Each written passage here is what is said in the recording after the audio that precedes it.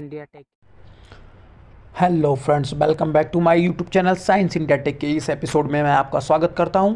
आज हम जानेंगे कि रिवर्स इंजीनियरिंग क्या होती है। भारत की ब्रह्मोस मिसाइल की नकल तो नहीं कर लेगा पाकिस्तान? क्या होती है रिवर्स इंजीनियरिंग और क्यों है भारत को इससे खतरा?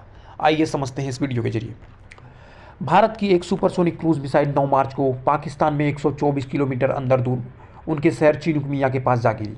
कई रिपोर्टों में यह दावा किया जा रहा है कि यह ब्रह्मोस मिसाइल थी।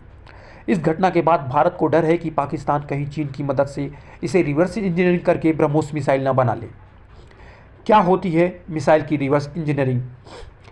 मिसाइल की रिवर्स इंजीनियरिंग उस तरीके को कहते हैं जिसके जरिए किसी मिसाइल या मशीन के सभी हिस्सों को अलग अलग करने के बाद स्ट्रक्चर को समझकर उसकी नकल कर ली जाती है।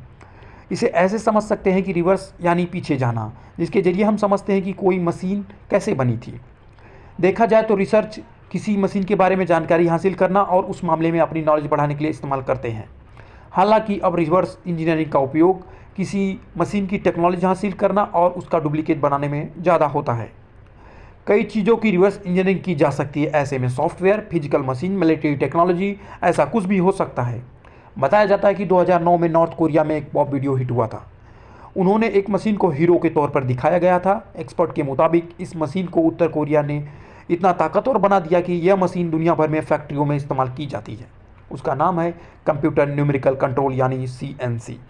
यह मशीन ऑटोमेटिक ऑटोमोबाइल से लेकर मोबाइल फ़ोन के पार्ट का डुप्लीकेट कॉपी कर सकती है।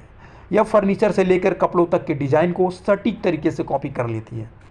उत्तर कोरिया ने इस मशीन को रिवर्स इंजीनियरिंग के इस्तेमाल के लिए यूज किया, यानी CNC के जरिए किसी मशीन के पार्ट को डिटेल स्टडी करना और फिर उसे उल्टी प्रोग्रामिंग करके वह कैसे बनी है उस प्रक्रिया को समझना।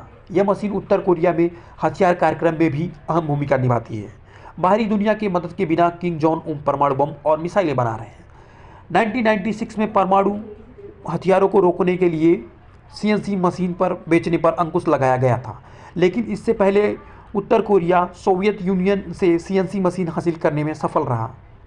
पाक ने रिवर्स इंजीनियरिंग की मदद से बाबर मिसाइल बनाई थी। आइए समझते हैं, क्या किसी देश ने पहले भी रिवर्स इंजीनियरिंग की मदद से कोई मिसाइल बनाई है? बताया जाता है कि पाकिस्तान ने अपनी पहली cruise missile Babur reverse engineering के जरिए ही बनाया था। इसका खुलासा वहाँ के पूर्व प्रधानमंत्री नवाज शरीफ खुद कर चुके हैं। बात 1998 की है, जब आतंकी संगठन अलकायदा ने अमेरिकी दूतावासों पर बम से धमाके किए थे। इसके बाद अमेरिका ने अफगानिस्तान के आतंकी ठिकानों पर क्रूज मिसाइल टॉमहॉक से हमला किया था। इस हमले के दौरान गलती से एक मिसाइल पाकिस्तान के बलूचिस्तान में जा गिरी थी।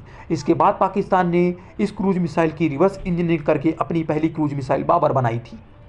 11 अगस्त 2005 को पाकिस्तान ने अपनी पहली क्रूज मिसाइल बाबर का सफल परीक्षण किया। उस दौरान पाकिस्तान समेत चुनिंदा देशों के पास भी क्रूज मिसाइल की टेक्नोलॉजी थी।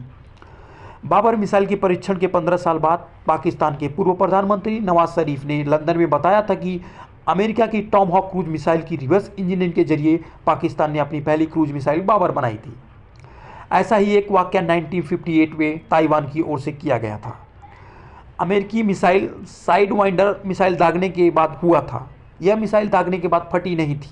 इसके बाद चीन ने इस मिसाइल को सोवियत यूनियन को दे दिया था। सोवियत यूनियन ने रिवर्स इंजीनियरिंग की मदद से K-30 मिसाइल बना ली थी। इसके साथ ही 2011 में अमेरिकी स्पेशल फोर्स ने जब Al Qaeda leader Osama bin Laden को मारने के लिए रेड की थी, तब उनका एक helicopter UH-16 Black Hawk crash हो गया था। माना जाता है कि इसके बाद पाकिस्तान ने चीन को इस हेलीकॉप्टर का एक्सेस दे दिया था। इसके बाद चीन ने रिवर्स इंजीनियरिंग की मदद से अमेरिका के UH-16 ब्लैक हॉक जैसे अपना हेलीकॉप्टर हरबिन जेट-20 बनाया। इसके बाद चीन ने कई हथियारों को बनाने के लिए रिवर्स इंजीनियरिंग की मदद ली। माना जाता है कि चीन रिवर्स इंजीनियरिंग में माहिर और एक्सपर्ट है। पाकिस्तान कैसे इसके जरिए ब्रह्मोस की नकल कर सकता है? आइए समझते हैं। पाकिस्तान के पास अभी तक सुपरसोनिक या हाइपरसोनिक मिसाइल की टेक्नोलॉजी नहीं है। ऐसे में सबसे बड़ा सवाल ये उठता है कि क्या ब्रह्मोस मिसाइल के जरिए टेक्नोलॉजी हासिल कर सकता है पाकिस्तान? डिफेंस एक्सपर्ट का यह भी कहना है कि मिसाइल की रिवर्स इंजीनियरिंग के लिए टेक्नोलॉजी और इंफ्रास्ट्रक्चर की ज़रूरत होती है। हालांकि पाकिस्तान के पास इन दोनों चीज़ों की कमी है। ऐसे में मिसाइल की रिवर्स इंजीनियरिंग कर ब्रह्मोस जैसी मिसाइल बनाना पाकिस्तान के बस की बात नहीं है। उन्होंने बताया है कि भारत की जो मिसाइल गलती से पाकिस्तान में पहुंच गई थी वह दुर्घटनाग्रस्त हो गई है। इसी कारण मिसाइल को रिवर्स इंजीनियरिंग करना काफ़ी मुश्किल काम होगा। इसके साथ ही अगर कोई मिसाइल या मशीन नष्ट हो चुकी है तो उसे रिवर्स इंजीनियरिंग करना आसान नहीं होता। वहीं डिफेंस एक्सपर्ट का यह भी कहना है कि 70% डिफेंस इक्विपमेंट रूस से हम इंपोर्ट करते हैं। साथ ही भारत टेक्नोलॉजी के मामले में पाकिस्तान से 100 गुना आगे है। रूस से हम कई प्रकार की मिसाइल, टैंक, हथियार खरीदते हैं, जिसके बावजूद भी भारत ने आज तक रिवर्स इंजन के जरिए मिसाइल, टैंक या उसका डुप्लीकेट बनाने में सफल नहीं रहा। हालांकि पाकिस्तान चीन की मदद से यह काम कर सकता है। वहीं डिफेंस एक्सपर्ट का यह भी कहना है कि चीन अगर कोशिश करेगा तो ब्रह्मोस निकल कर सकता है।